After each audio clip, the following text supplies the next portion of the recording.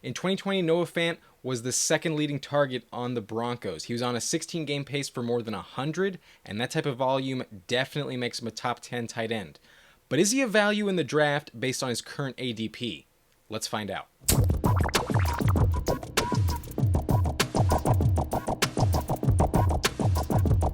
In 2020, Noah Fant started 15 games, but week 14 didn't really count. He only played 5 snaps, and he didn't see a single target. So I'm just going to throw that out and take his stats as a 14-game sample size, not 15. So on a per-game basis, Noah Fant was getting 6.6 targets per game. That would have ranked as tight end 6 last year. 4.4 receptions per game, tight end 5. 48.1 yards was also tight end 5.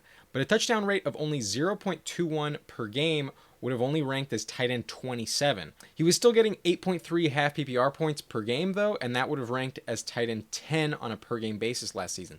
So like I said at the top of the video, definitely a top 10 tight end. His floor is pretty high based on the volume, but the touchdown rate is really holding him back. Right now, Noah Fant has an ADP of tight end 7, and it's hard to imagine that his volume increases. So in order for him to pay off that price, he's going to have to double his touchdowns from last season and catch at least 6, if not more. It's definitely not impossible for that to happen, but consider how the Broncos have changed for a moment. Jerry Jeudy is expected to take a step up in his sophomore season. He's looking amazing in camp, and he is moving up my board rather quickly. So he's definitely the number 1 target on this team.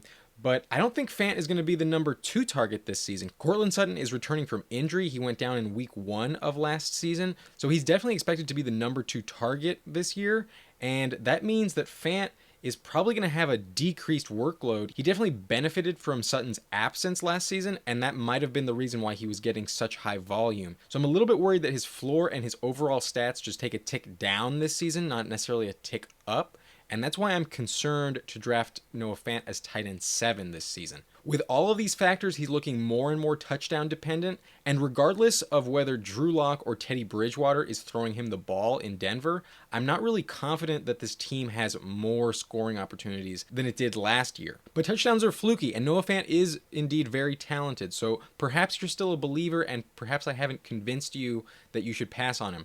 But let's settle this once and for all and compare Noah Fant's stats to wide receivers, because in order to draft a tight end, you also have to pass on other flex plays. So I like to compare tight ends to other receivers and see where they would rank as a wide receiver. So last season, Noah Fant's 6.6 targets per game would have ranked as wide receiver 44, 4.4 receptions was wide receiver 39, 48 yards was wide receiver 55, that touchdown rate of only 0.21 was wide receiver 64, and 8.3 half PPR points per game would only rank as wide receiver 56. So wide receiver 56 doesn't really sound that good. It's not like that's a type of player you would want to draft in the 8th round. But that's the price that comes with drafting Noah Fant at the moment. His current ADP is 80th overall, and that would rank as wide receiver 31, just ahead of Robbie Anderson and his teammate Jerry Jeudy. Now look, if I'm choosing straight up between Jerry Jeudy and Noah Fant, I'm taking Jeudy all day, every day. I'm really, really excited about Jerry Jeudy this year, and I'm super pumped to draft him. I think he's a steal as wide receiver 31. But that's besides the point.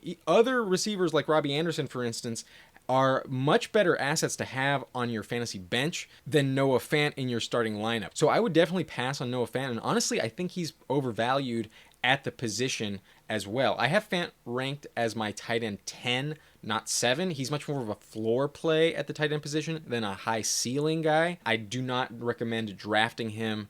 I would definitely pass on Noah Fant. My name is Adam Riancho. Thank you so much for watching Nice and Blunt. Do me a favor, like this video and subscribe. Have a good day.